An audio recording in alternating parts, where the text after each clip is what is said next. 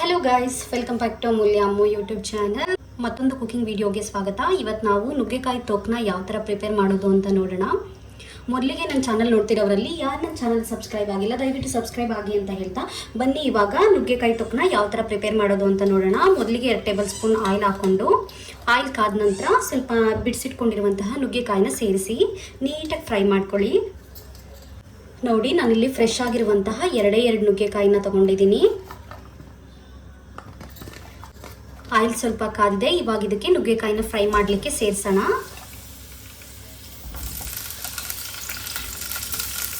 ನೀಟಾಗಿ ಫ್ರೈ ಮಾಡ್ಕೊಳ್ಳಿ ನುಗ್ಗೆಕಾಯಿನ. ಈಗ ನೋಡಿ, ನುಗ್ಗೆಕಾಯಿ ಎಲ್ಲ ನೀಟಾಗಿ ಫ್ರೈ ಆಗಿದೆ. ಇವಾಗ ಒಂದು ಪ್ಲೇಟ್ಗೆ ಎತ್ತಿಟ್ಕೊಂಡ್ಬಿಟ್ಟು ಇದೇ ಪ್ಯಾನ್ಗೆ ನುಗ್ಗೆಕಾಯಿ ತೊಕ್ಕು ಮಾಡಲಿಕ್ಕೆ ಒಗ್ಗರಣೆನ ರೆಡಿ ಮಾಡ್ಕೊಳ್ಳೋಣ. ಇಕ್ಕಿರುವಂಥ ಆಯಿಲ್ಗೆ ಇನ್ನೊಂದು ಟೇಬಲ್ ಸ್ಪೂನ್ ಆಯಿಲ್ನ ಸೇರಿಸಿ ಇವಾಗ ಒಗ್ಗರಣೆಗೆ ಅಂತ ಹೇಳಿಬಿಟ್ಟು 3 ಒಣಮೆಣಸಿನಕಾಯಿ ತೊಗೊಂಡಿದ್ದೀನಿ. ಇಲ್ಲಿ ಸ್ವಲ್ಪ ಜೀರಿಗೆ ಹಾಗೆ ಒಂದು 5 ಎಸಳು ಬೆಳ್ಳುಳ್ಳಿನ ತೊಗೊಂಡಿದ್ದೀನಿ. ಇದು 3 ಕೂಡ ಒಗ್ಗರಣೆಗೆ ಆ್ಯಡ್ ಮಾಡ್ಕೊಳ್ಳೋಣ.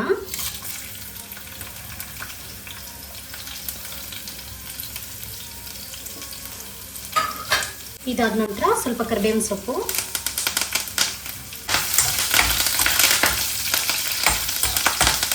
ಇದೆಲ್ಲ ನೀಟಾಗಿ ಫ್ರೈ ಆಗಿದ ನಂತರ ಇವಾಗ ಇದಕ್ಕೆ 1 tablespoon chilli powder, 1.5 tablespoon ಧನಿಯಾ ಪೌಡರ್, 1/2 ಟೇಬಲ್ ಸ್ಪೂನ್ ಅರಿಶಿನ powder, 1/2 tablespoon garam masala, ರುಚಿಗೆ ತಕ್ಕಾಗೆ ಸಾಲ್ಟ್ ಪೌಡರ್ನ ಸೇರಿಸಿ ನೀಟಾಗಿ ಫ್ರೈ ಮಾಡ್ಕೊಳ್ಳಿ.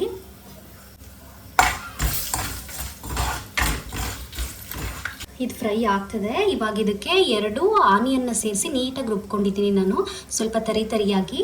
ಇದನ್ನ ಇವಾಗ ಇದಕ್ಕೆ ಸೇರಿಸಿ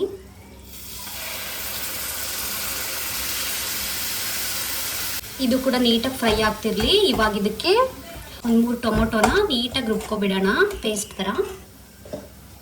ನೋಡಿ, ಇಷ್ಟು ಟೊಮೊಟೊನ ಹಾಕಿ ರುಬ್ಕೊತಾ ಇದ್ದೀನಿ. ಇವಾಗ ನೋಡಿ, ಆನಿಯನ್ ಪೇಸ್ಟ್ ಎಲ್ಲ ನೀಟಾಗಿ ಫ್ರೈ ಆಗಿದೆ. ಇವಾಗ ಇದಕ್ಕೆ ರುಬ್ಬಿಟ್ಕೊಂಡಿರುವಂತಹ ಟೊಮೊಟೊನು ಕೂಡ ಸೇರಿಸೋಣ.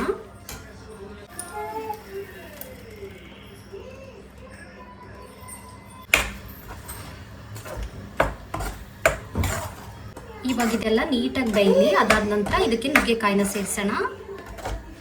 ಇವಾಗ ನೋಡಿ ಗೈಸ್, ನೀಟಾಗಿ ಮಸಾಲೆ ಎಲ್ಲ ಬೆಂದಿದೆ. ಇವಾಗ ಇದಕ್ಕೆ ನುಗ್ಗೆಕಾಯಿನ ಸೇರಿಸ್ಕೊಳ್ಳೋಣ. ನುಗ್ಗೆಕಾಯಿ ಆಲ್ರೆಡಿ ನಾವು ನೀಟಾಗಿ ಫ್ರೈ ಮಾಡ್ಕೊಂಡಿರೋದ್ರಿಂದ ಅತಿಯಾಗೇನು ಬೇಯಿಸೋ ಅಗತ್ಯ ಇಲ್ಲ. ಸೊ ಮಸಾಲೆ ಜೊತೆ ನೀಟಾಗಿ ಒಂದು 5 ನಿಮಿಷ ಬೇಯಿಸ್ಕೊಳ್ಳಿ. ನೀವೇ ನೋಡ್ತಿರ್ಬೋದು, ಕಲರ್ ಎಲ್ಲ ಒಂಥರ ರೆಡ್ ಥರ ಫೀಲ್ ಆಗ್ತದೆ. ತುಂಬಾ ಸ್ಪೈಸಿಯಾಗಿ ತುಂಬಾ ಟೇಸ್ಟಿ ಆಗಿರುತ್ತೆ. ನಾನು ಆಲ್ರೆಡಿ ನುಗ್ಗೆಕಾಯಿ ಸೇರಿಸೋ ಮುಂಚೆನೇ ಟೇಸ್ಟ್ ನೋಡಿದೆ, ತುಂಬಾ ರುಚಿಯಾಗಿದೆ. ಒಂದ್ಸಾರಿ ಟ್ರೈ ಮಾಡಿ ಎಲ್ಲರೂ ನಿಮ್ಮ ಮನೆಯಲ್ಲಿ.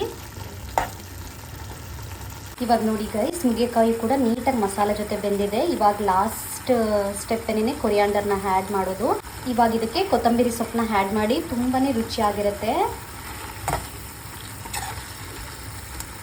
ಇದನ್ನು ನೀವು ದೋಸೆ ಜೊತೆ, ರೈಸ್ ಜೊತೆಗೆಲ್ಲ ಕೂಡ ತಿನ್ಬೋದು, ಪೂರಿ ಜೊತೆಗೂ ತಿನ್ಬೋದು. ತುಂಬಾ ಟೇಸ್ಟಿ ಆಗಿರುತ್ತೆ. ಒಂದ್ಸಾರಿ ನಿಮ್ಮ ಮನೆಯಲ್ಲೂ ಕೂಡ ಟ್ರೈ ಮಾಡಿ ಅಂತ ಹೇಳ್ತಾ ಇದಾಗಿತ್ತು ಇವತ್ತಿನ ವಿಡಿಯೋ. ಐ ಹೋಪ್ ಈ ವಿಡಿಯೋ ಇಷ್ಟ ಆಗಿದೆ ಅಂತ ಅಂದ್ಕೊಳ್ತೀನಿ ನಿಮ್ಮೆಲ್ಲರಿಗೂ. ಈ ವಿಡಿಯೋ ಇಷ್ಟ ಆಗಿದ್ದಲ್ಲಿ ಲೈಕ್ ಮಾಡಿ, ಶೇರ್ ಮಾಡಿ, ಕಮೆಂಟ್ ಮಾಡಿ ಅಂತ ಹೇಳ್ತಾ ಮುಂದಿನ ವಿಡಿಯೋದಲ್ಲಿ ಮತ್ತೊಂದು ಕಂಟೆಂಟ್ ಒಂದಿಗೆ ಸಿಗ್ತೀನಿ. Thank you for watching. Bye.